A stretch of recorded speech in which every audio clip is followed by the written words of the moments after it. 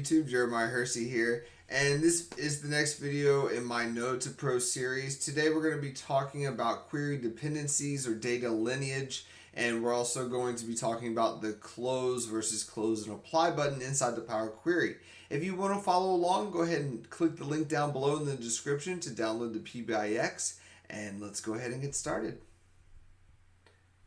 So here we are inside the Power BI desktop, and as always, we're still working with inside of the Power Query editor. So we're just going to be selecting the Transform Data button.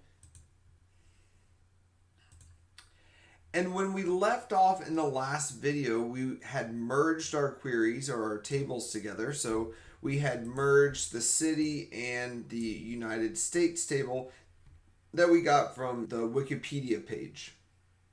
And so as we scroll to the right here, we can see both the abbreviation and the capital, the two columns that we brought in from that table. Now, one of the things that we have to make sure of is that we're not bringing in any extra data that's not really needed into the Power BI desktop. But when we merge queries together, there is going to create what's known as a query dependency. And so we're going to go up here to the View tab at the top of the screen. We're going to select View, and we're going to select the Query Dependency button. This is a UI that pops up to help keep track of all of the data sources within inside of your model and how it's all related. So one of the first things that we see is that from my C drive, that file that we brought in, it has all of these tables. Okay, so all 6 of these tables were derived from that file that we originally downloaded.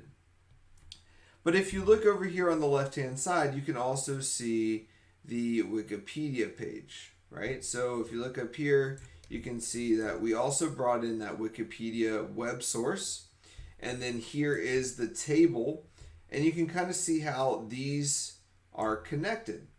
So the problem though is that we can't simply delete this table once we've brought the information in, because the city table is now dependent upon this States of United States table, which contains the capital and the state abbreviation. So we can't just delete that table because it has a dependency from that source. And so what we want to do in this case is we actually want to disable the load on the table. So we have all of the information that we need in the city table. So what we're going to do is we're going to disable the load on this table. We no longer need to bring in the full table. We just need the information that we now have inside of city. And so what we're going to do is we're going to right click on this table. So I'm going to right click on the States of United States table, and I'm going to disable the load by checking this. Okay, so I'm going to select the enable load option. It's already checked, and so this will now deselect the enable load. Notice that it also, once you disable the load, it puts the table name in italics. So notice it's still included in the report refresh. So as this web source gets updated, this table still gets updated in the refresh, but it does not load the table into the Power BI desktop. Now, inside the Power Query editor, we've talked about how it only looks at the first 1,000 rows of data, and you can look in the bottom left-hand corner, and you can see that there's over 1,000 rows, but it's only doing the column profiling based off the top 1,000 rows. So what this means is inside the Power Query editor, we're only looking at the first 1,000 rows and performing transformations based on that first 1,000. This is so the Power Query editor can perform really quickly.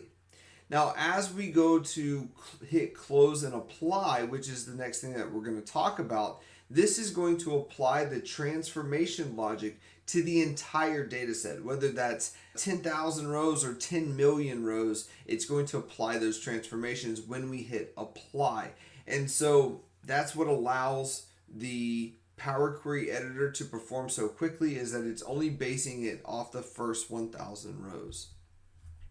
Once again, anytime you go over 1,000 rows, then as you click the drop down arrow, on the column, you're going to see this load more option. So anytime you go over 1,000 rows, you're going to be able to hit that load more option to see the entire list of distinct values based on the entire table, not just the first 1,000 rows. So something to keep in mind there. Anytime you're looking at distinct values, as you go over 1,000, you need to click that load more option.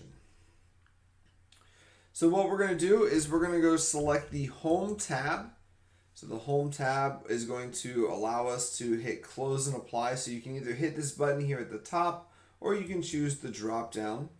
Now if we hit close, this is going to close the Power Query editor and we're not going to apply any of the changes. So everything we've done at this point is not going to be applied. We're just going to close the Power Query as we have been doing and saving our changes.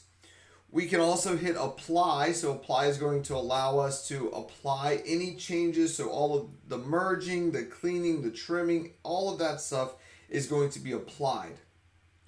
Then we can also hit close and apply. That does both. So it closes the Power Query and applies all the changes. You can also click this button here at the top. Once again, when you hit close and apply, this is going to apply transformations across your entire data set, whether that's 10,000 or 10 million rows. So we're going to go ahead and hit close and apply here. Now what I want you to focus in on is the right hand side over here, the fields pane. Notice that it does not have any tables, but as the data gets loaded in here, we're going to see all of those fields or columns appear. Just like queries are tables in the Power Query editor, fields are columns inside of Power BI Desktop.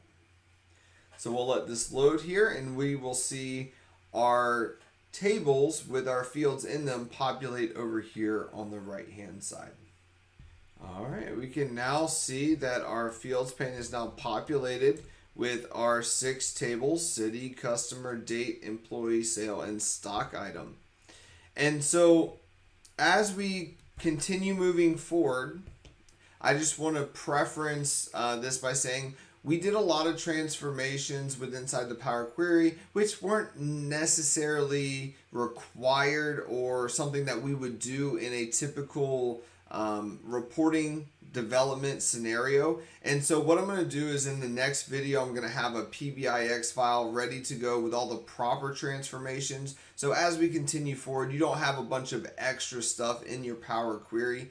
The more steps that you have within inside the Power Query editor, the more transformation it's going to have to occur. So if you have 10 million records, every single step has to be ran across those 10 million records. And so the more steps you have in the Power Query, the slower it's going to process. So it's definitely something to keep in mind. So some of the stuff that we did wasn't necessarily required for the development of this report. And so in the next video, I'm going to have a ready to go PBIX for you that has all the proper transformations as we start to talk about the relationships of the tables. Now, once again, as we transition, this is now the second part of the Power BI lifecycle. So we go from data discovery, and now we're going to start to get into data modeling. If you like this video, go ahead and give it a thumbs up and subscribe to my channel for more content. I'll see you in the next one.